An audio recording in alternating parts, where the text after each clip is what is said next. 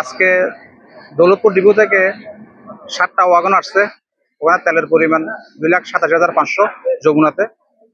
এখন এগুলার ওয়াগনগুলো শান্টিং হবে, ফলে এরপর সেলস অফিস থেকে যে এই বরাদ্দ দেওয়া হয়েছে ওই বরাদ্দ অনুযায়ী ডিস্ট্রিবিউট করা হবে।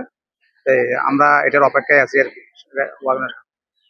আর আশা করি এই তেল আর এখানে তো শুধু ডিজেলেই আসে, নাটোর ডিপোতে ডিজেলেই আসে।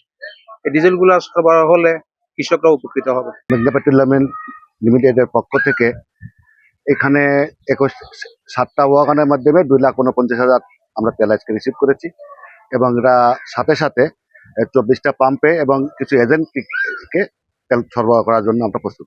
এতে এতে এতে এই তিনো কোম্পানির এই যে তেল আসছে, এই তেল যদি এই বঙ্গে হয়, ডিস্ট্রিবিউশন হয়, তাহলে অনেকটা লাঘব হবে। আজকে আমরা পদ্মাইল কোম্পানি 7টা ওয়াগন মিলে 2,49,000 লিটার তেল পেলাম।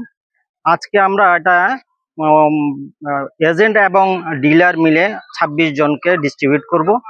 এই তেলগুলো আসার কারণে এই অঞ্চলের যে জ্বালানির যে সংকট ছিল এগুলো কিছুটা লাঘব হবে।